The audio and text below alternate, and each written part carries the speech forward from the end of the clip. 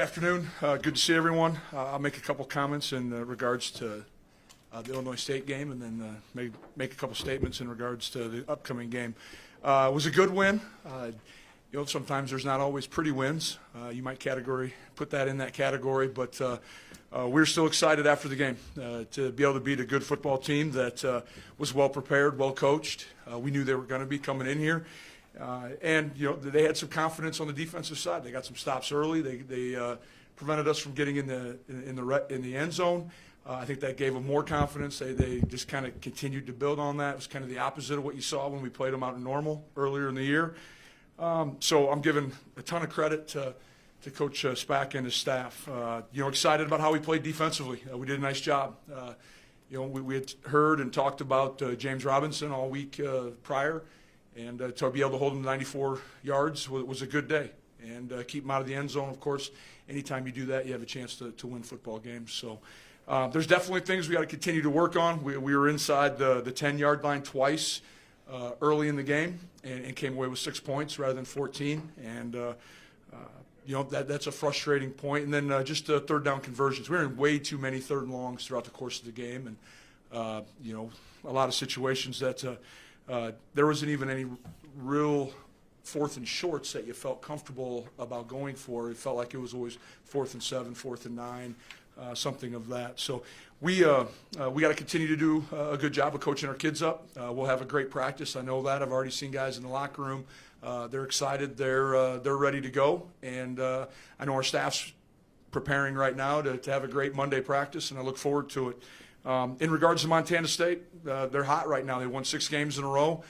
They've settled in on a quarterback. They do a number of different things offensively, some unusual, unbalanced X-off. They get into Wildcat. They're going to really challenge you as far as adjustments in-game and as we put together a game plan. So I know Coach Braun and the staff are hard at work at that. And then offensively, it still comes down, we need to execute better. And regardless of what Illinois State showed us last week, regardless of what we're going to see this week, if you can't execute, it's hard even to make adjustments in the game. And so, that's where we're at. We just got to do a better job. We got to be better prepared. I know our guys are chomping at the bit. I've seen a number of them around the facility already today, and they understand what's available, what the opportunities lie ahead if you're able to get a win in the semifinals. So with that, I will open it up to questions. Do you believe it's a trend now offensively where it's been 3 games where just hasn't flowed as well as the first, say, 11 games where things have not come as well on offense? I don't know if I would chalk it up to a trend. Maybe we just played a couple better defenses, later in the year than what we've seen. So, we're still winning football games, and that's ultimately the number one thing that our program's concerned about. I think what is frustrating, maybe the trend is we haven't been as successful in the red zone as we have. I mean, you look at Saturday, we were in the red zone 3 times and came away with 9 points. We wouldn't be having conversation if all right, we were able to score some touchdowns. And I know, you can't predicate anything on ifs. We just didn't get it done.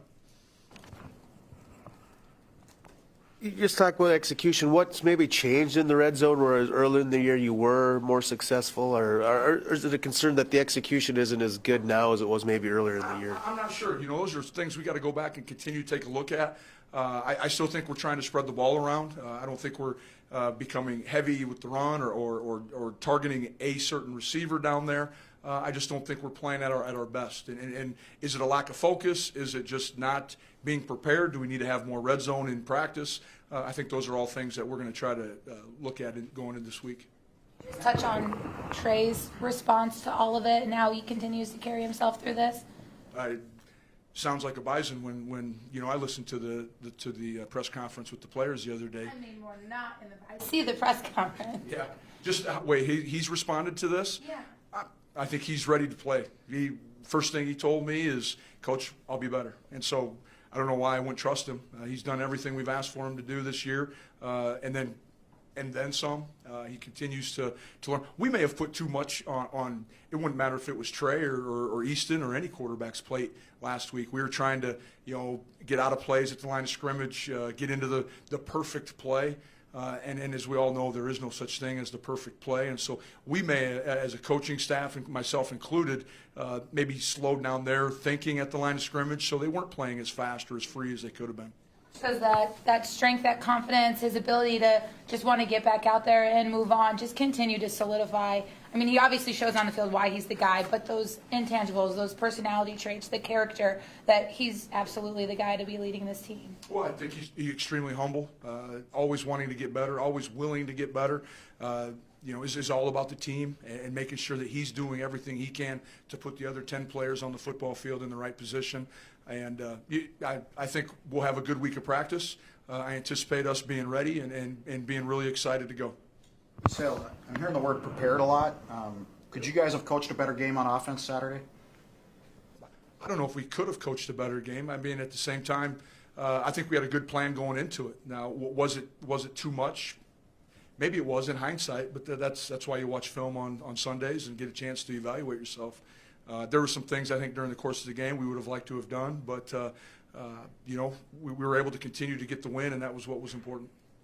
You mentioned third and longs as something you want to be better at. How do you be more successful on the earlier downs? Well, I think, it just comes down to efficiency and getting in and out of the right plays. We gave up too many TFLs during the course of the game on Saturday. We were in a bunch of second and longs, a bunch of third and longs, and that's just atypical for what we've done throughout the course of the year. And so we just got to clean it up. Matt, do you expect another physical ball game with Coach Choate? The first time you saw him last year in the playoffs, now seeing an Illinois State team last week, do you expect that same type of physicality here in the semifinals? I would anticipate there'd be a lot of similarities due to the fact that the D coordinator from Illinois State was at Montana State last year. So I'm sure there's a lot of idea sharing going on right now. You look at this team with Montana State, how much has changed from when you played them last year in the playoffs? I still think they're exceptional, the team, as far as taking advantage of all the skill kids they have, utilizing some different bodies back in the backfield. They got some receivers that'll go up and get it, and I think they've continued to solidify up front on the offensive line. Defensively, I think they're sound. They're really good up front. They're going to play a whole bunch of cover three. They're going to drop it, insert the safety into the box. They're going to play three cloud. They're going to try to find every different way to play some single high defense, and so we got to do a great job of identifying it. And I wouldn't be surprised if we saw some similar, four to a side pressures that we saw a week ago. I imagine Troy Anderson on the field because he was quarterbacking last year. Now he may play linebacker where he's been an all-conference player. Well, he hasn't played for 2-3 weeks, so all I'm going to worry about is who I've seen on film, and we'll continue to create a game plan to win the football game with what we know. Can you comment on that, though, playing quarterback at a high level like you saw last year and then going and being their quarterback of their defense, though? Well, that says a lot about who he is and what a good football player. I mean, we were extremely impressed with him a year ago. The physicality that he had, especially playing the quarterback position, big, long kid that can run really well.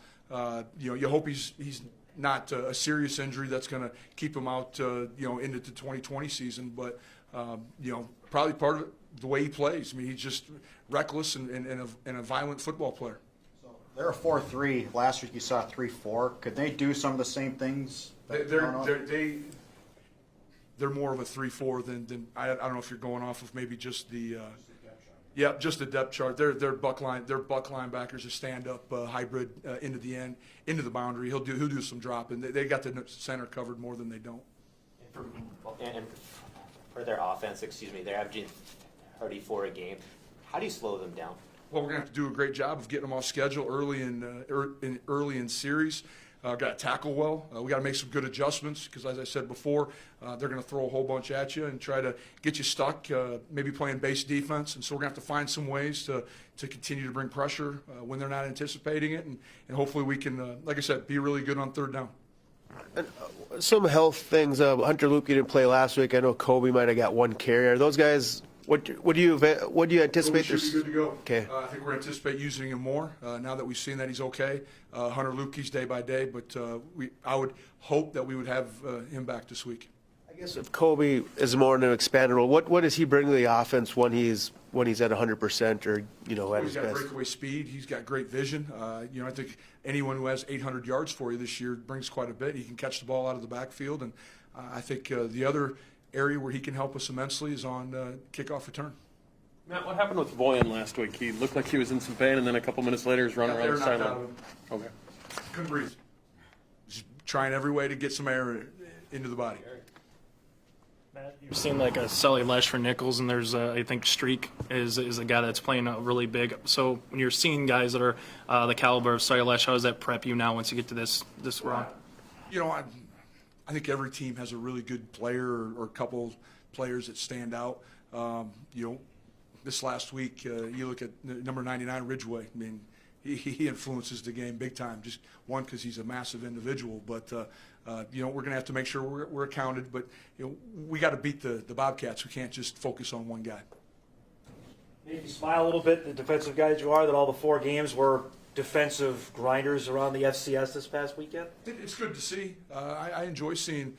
I did get a chance to watch just maybe a couple series of the JMU UNI game, and it was good to see. I know Coach Johnson, the defensive coordinator there, real well. We worked together, and so was excited to see how well they played defensively. You know, I think it says a lot about, you know, as the season progresses, you know, scoring a bunch of points is great, but at some point you do have to be able to stop some people. Very run-heavy team. What can you take from being successful last week against Robinson into this week?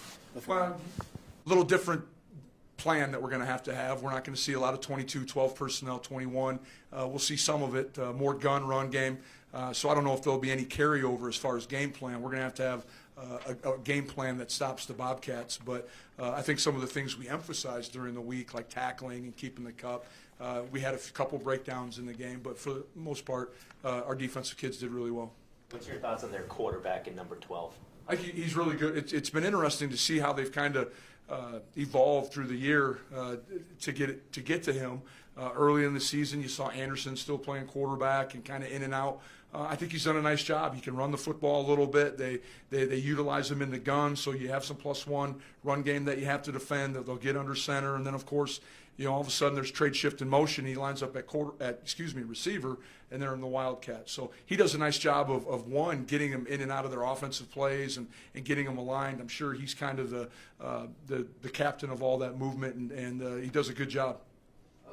Just with kind of younger guys in key positions, how important are guys like James Hendricks, Derek Tuska, Ty Brooks, and even Ben Ellefson, just guys who've been through it, seniors, and know what it's like at the semifinal level? Well, I think it's extremely where the importance comes during the week of practice. Our young guys still there's a lot of distractions this week, or a few more than normal. We have finals going on right now. We have graduation on Friday. I think when our younger kids see James Hendricks, Derek Tuska, some of our older guys just keep going about the process and going about our work the way we would normally handle it, I think it's probably a little bit calming to them to know that I just got to show up and take care of practice when I'm at the football facility.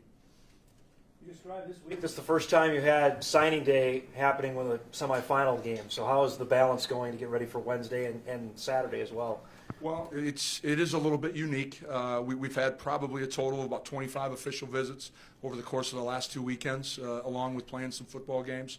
As of this week, on Wednesday, signing date, really the staff will have nothing to do with it. I've charged them with making sure we take care of our current team, and that's trying to put ourselves in the best situation we can.